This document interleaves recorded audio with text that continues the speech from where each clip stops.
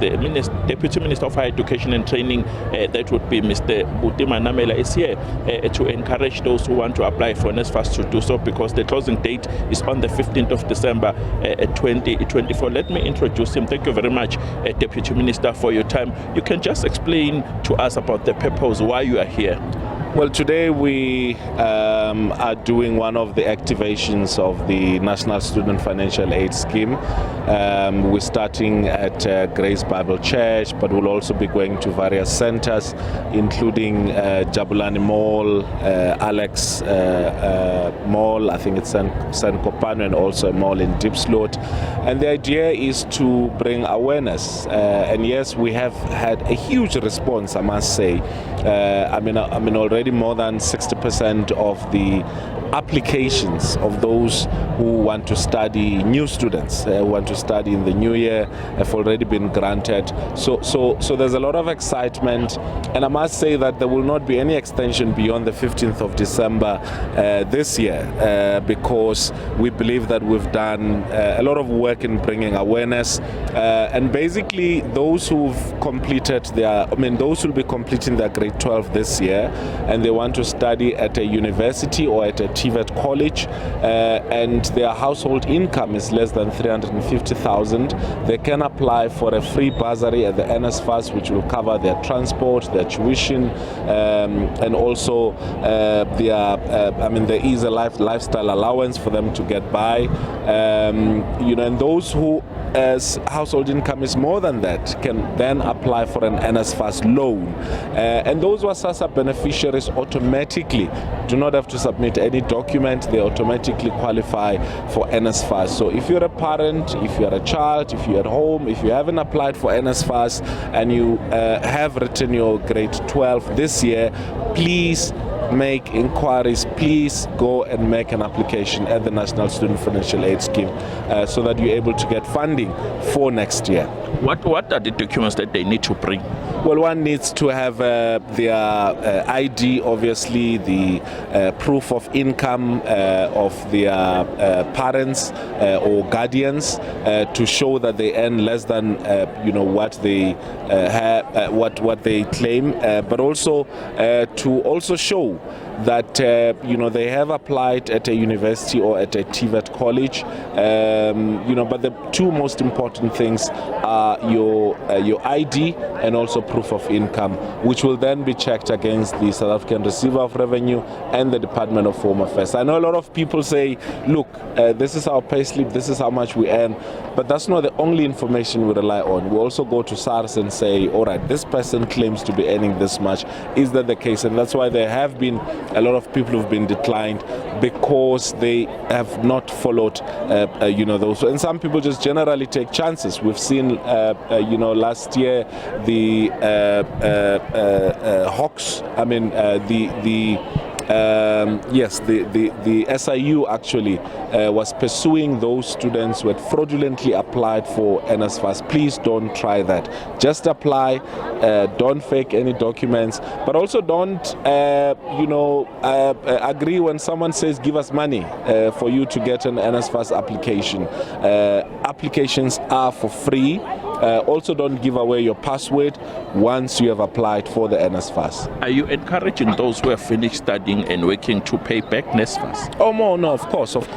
So yes, the scheme now since 2018 has been free, meaning that those who've studied since 2018 are not expected to pay.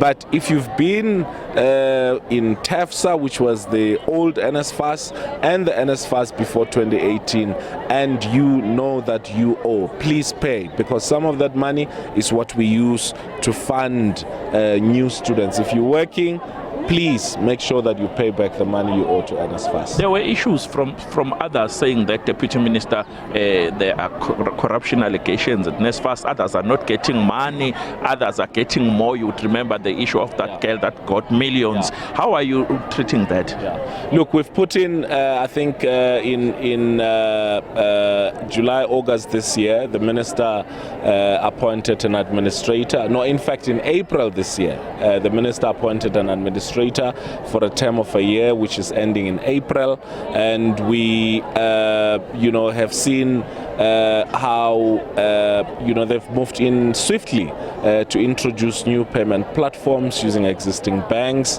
and therefore to deal with those who've been defrauding students in terms of payment. So we have fixed most of the systems, and we're hoping that we're looking forward to a smooth reopening next year.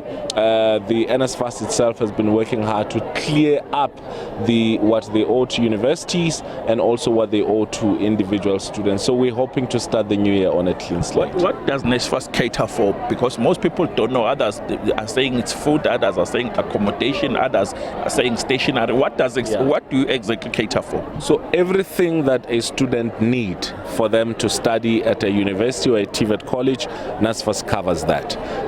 So it includes your tuition, which is paid for 100%. It also includes, if you're staying on campus, your accommodation, or if you have accommodation outside campus, it also pays for that. And for those who are staying at home within a certain radius distance from their institution, it also includes transport allowance and a living allowance, which is paid to each student for them to be able to afford basic stuff. Yeah, and in fact, on average, a student should be getting anything between 120 and 140,000 a year from government through the National Student Financial Aid Scheme. How many students are you willing to accommodate? Do you have budget this time? Well, last year, we had more than 500,000 students who were accommodated, and obviously for this year, our target has been again just closer to 500,000 students being funded by NSFAS. Remember the system, universities, we have about 1.4 million students, and at TVET colleges we have about 500,000 students. Most of those actually are funded by the NSFAS. There are those who are in the rural areas who are struggling. Maybe I see you are in Soweto and you are all going to visit other locations, but there are people who are in Limpopo, Ekopo, and KwaZulu-Natal, those who can't access you like these ones. How are you treating them? No. The team that we have of the NSFAS has been going into different places. In our constituency office, for instance, at Fort Beaufort in the Eastern Cape, all of those villages, we've gone into those, to those high school to say to them, apply. So the NSFAS teams have been going everywhere to go and ensure that students do apply.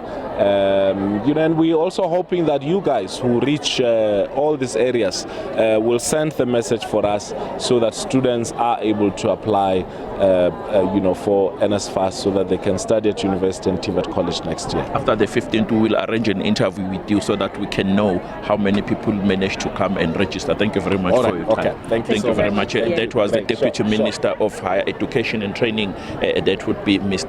Buti Manamela, saying that the 15th of December 2024, then he will be. It is the closing date of applying for NSFAS. My name is Calvin Dludla for SABC News in Soweto.